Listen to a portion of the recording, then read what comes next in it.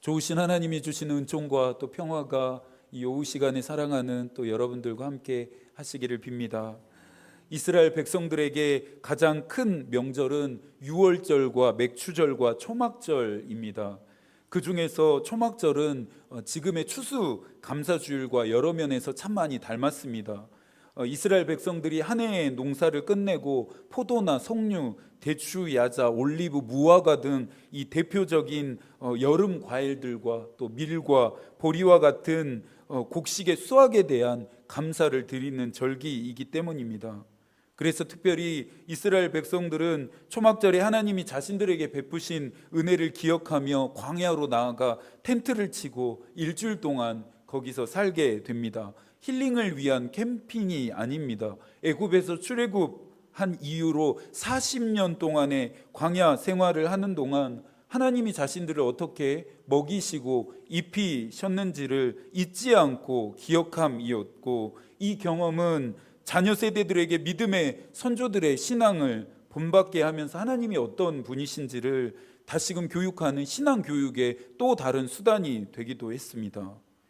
현대 대도시들을 흔히 회색 도시라 부릅니다. 나라가 다르고 지역이 다른데도 신기하게 어딜 가나 마주하는 도시의 회색빛은 낯설지가 않습니다.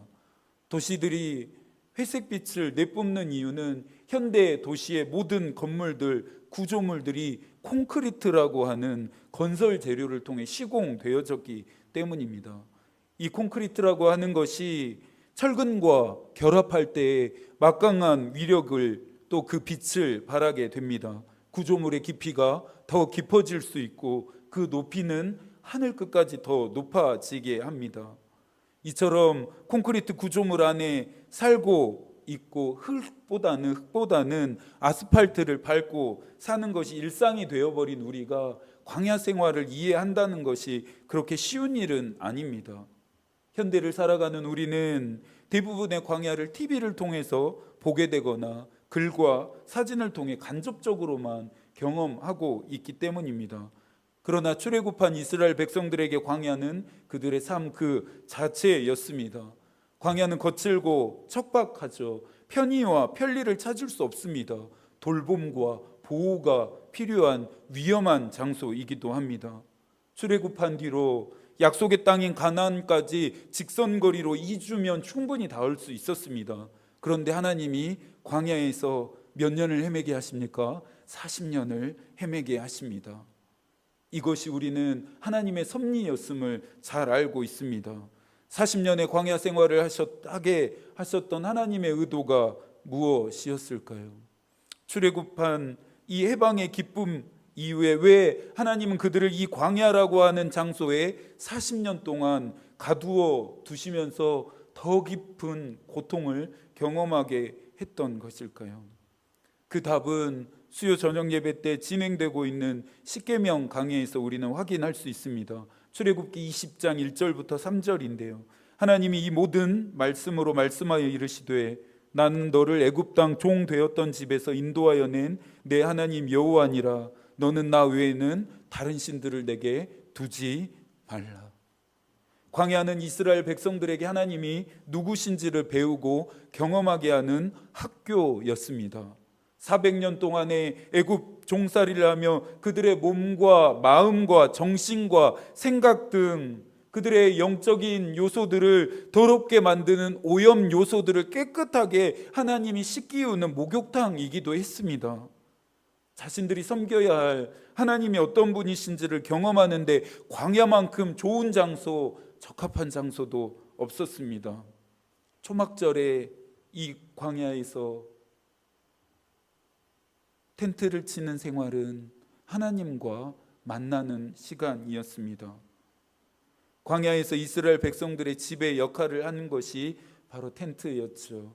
뜨겁게 내려쬐는 태양의 열기로부터 또 밤에 내려앉는 살을 도려낼 것 같은 추위를 막아 주었습니다. 이스라엘 백성들에게 텐트는 그 보호와 돌봄의 상징이었죠. 나중에 이 상황이 하나님의 은혜와 어떻게 연결됩니까? 출애굽기 13장 22절인데요. 낮에는 구름 기둥, 밤에는 불 기둥이 백성 앞에서 떠나지 아니하니라. 보호와 돌봄의 상징이었기에 텐트가 이스라엘 백성들에게 그것만으로 특별하게 기억되지 않았습니다. 출애굽한 이스라엘 백성들이 광야 한 가운데서 하나님을 예배하며 하나님의 임재를 경험한 장소 역시 성막이라 불리우는 텐트였습니다.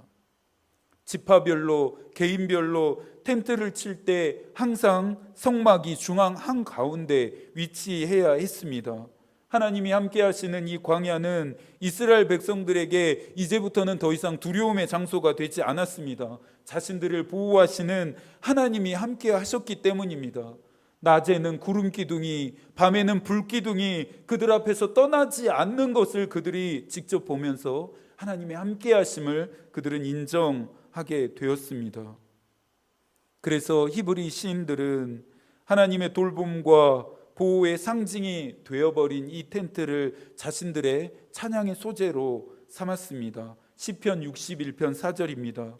내가 영원히 주의 장막에 머물며 내가 주의 날개 아래 피하리이다.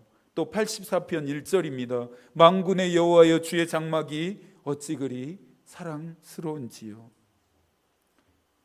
1년 전 이맘때 부교육자로 사역하던 교회에서 사임을 해야 했습니다. 신학을 해야겠다라고 마음을 먹고 학부와 대학원에서 공부를 하고 또 목사 안수를 받기까지 교회 개척이라는 것을 한 번도 생각해 보지 못했고 꿈꾸지 않았습니다. 그러나 하나님의 생각과 꿈은 저와 달랐던 것 같습니다. 하나님은 교회 개척이라고 하는 이 광야로 저를 이끌어 내셨습니다. 그때 아내와 함께 처음 발을 내딛었던 광야가 얼마나 거칠고 척박했는지 그 촉감이 잊혀지질 않습니다. 얼마나 긴 외로움 또 두려움과 싸워야 할지 아내에게 다 말할 수는 없었지만 그 막막함에 숨이 멎을 때도 있었습니다. 마치 길을 잃은 사람처럼 교회 개척이라는 광야 한가운데서 어디로 가야 할지 몰라 한참을 서 있었습니다. 그때 하나님은 저에게 광야의 길을 또 사막의 강을 내시겠다 말씀하셨습니다. 하나님이 저를 광야로 내보내셨다라고 말씀하셨습니다. 그렇게 저는 하나님의 인도하심을 따라 걸어왔고 오늘 여기에 서 있게 되었습니다. 지난 1년여간의 시간이 저에게는 광야의 시간이었습니다. 하나님이 어떤 분이신지를 만났습니다. 하나님의 능력이 얼마나 위대한지 또 나를 돌보시고 보호하시는 그 은혜를 경험했습니다. 그리고 저의 믿음이 더 분명해지고 또 또렷해지면서 저를 향한 하나님의 목적을 깨닫는 시간이었습니다. 이 시간을 저의 혼자만의 힘으로 지나왔다 여기지 않습니다. 함께했던 아내에게 너무 고맙고 또 함께 해주시고 기도해 주신 많은 분들의 사랑의 빚을 졌습니다.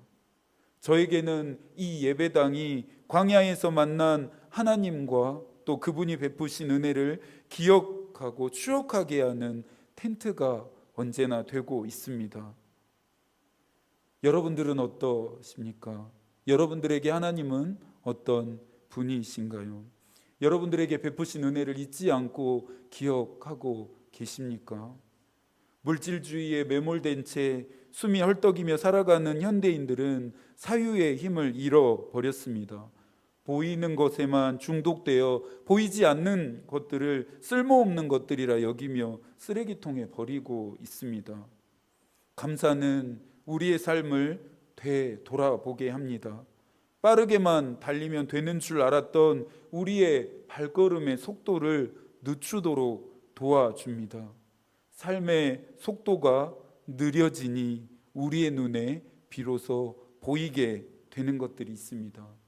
우리를 환희와 경탄으로 이끄는 신비 속으로 우리는 들어가게 됩니다. 그것을 성서는 은혜라 부릅니다. 우리의 모든 것이 당연한 것이라 여기는 사람들은 감사하지 않습니다. 하지만 우리의 모든 것이 기적이라 믿는 사람들의 마음은 고와지고 부드러워져서 감사하게 되죠. 감사의 마음을 가진 자들의 입술에 하나님에 대한 찬양은 늘 고백되어집니다. 오늘의 본문 1절입니다. 여호와께 감사하라. 그는 선하시며 그 인자하심이 영원함이로다. 이제 이스라엘은 말하기를, 이제 아론의 집은 말하기를, 이제 여호와를 경외하는 자는 말하기를, 이제는 저와 여러분이 말하기를, 저와 여러분이 말할 차례입니다. 뭐라고 말해야 합니까? 뭐라고 고백해야 합니까? 우리를 향한 그 인자하심이 영원함이로다. 23절에서 히브리 시인은 여호와께서 이 모든 일을 행하셨다 선포합니다. 하나님이 하셨습니다.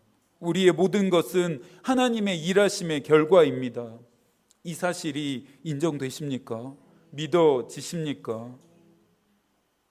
이것이 인정되고 또 믿어지신다면 앞으로 저와 여러분의 인생에 하나님이 계속해서 이와 같은 일, 이 모든 일을 행하실 것임을 또 기대하실 수 있기를 바랍니다.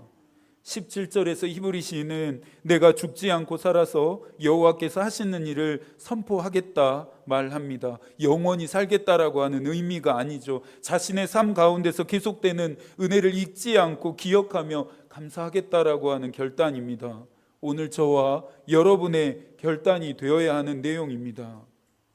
탈무드에서는 세상에서 가장 지혜로운 사람은 배우는 자이고 세상에서 가장 행복한 사람은 감사하는 자다라고 말합니다. 하나님에 대해 배우는 것을 여러분들 멈추지 마십시오. 하나님께 감사하는 것도 멈추지 마시기 바랍니다.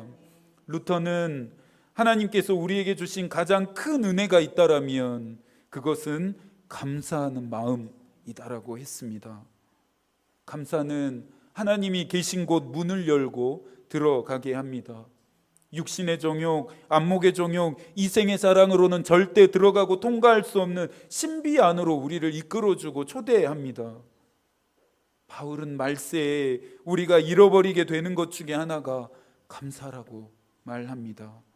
사람들이 자기를 사랑하며 돈을 사랑하며 자랑하며 교만하며 비방하며 부모를 거역하며 감사하지 아니하며, 자신을 사랑하고 돈을 사랑하고 자랑하는 그 교만한 사람들은 하나님께 감사하지 않습니다. 지금 이 세상을 살아가고 있는 사람들의 모습이라 할 수 있겠죠. 그런 사람들의 마음의 상태를 바울은 로마서 1장 21절에서 더욱 날카롭게 일갈합니다. 하나님을 알되 하나님을 영화롭게도 아니하며 감사하지도 아니하고 오히려 그 생각이 허망하여지며 미련한 마음이 어두워졌나니. 감사를 잃어버린 자들의 마음은 딱딱하게 굳어져 갑니다. 그러면서 감사하지 않는 자들의 마음에는 어둠이 내려앉고 영혼 깊은 곳에 어둠이 깃들게 됩니다.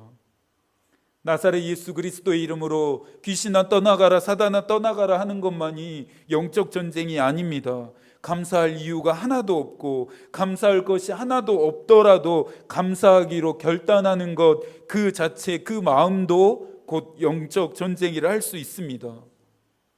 무엇인가가 있음에만 감사하는 물질의 종노릇하는 삶이 아니라 없음 가운데서도 시편 118편처럼 하나님이 주실 은혜와 행하실 일을 바라보며 땅의 것의 모든 묶임과 매임과 구속하게 하는 힘과 위력들로부터 자유케 되어지는 것 역시 우리가 매일 싸워야 하는 영적 전쟁입니다. 오늘의 본문 27절부터 29절까지의 말씀인데요, 저희가 함께 한 번 더 읽어볼까요? 여호와는 하나님이시라. 그가 우리에게 빛을 비추셨으니 밧줄로 절기 제물을 제단불에 멜지어다. 주는 나의 하나님이시라. 내가 주께 감사하리라. 주는 나의 하나님이시라. 내가 주를 높이리이다. 여호와께 감사하라. 그는 선하시며 그 인자하심이 영원하미로다. 오늘 하루만으로 하나님께 드려지는 감사가 그치지 않기를 바랍니다. 오늘 일상을 감사하는 마음으로 살아가시게 되기를 축복합니다. 또한 하나님이 주신 이 은혜를 더 많은 사람들에게 나누고 흘려보내는 삶이 되시기를 소망합니다. 여호와께 감사하라. 그는 선하시며 그 인자하심이 영원함이로다. 이 한 주간도 하나님이 여러분과 함께 하시기를 기도하겠습니다. 하나님의 마음이 우리의 기도가 되고 또 하나님의 뜻이 우리의 길이 되기를 빕니다. 아멘.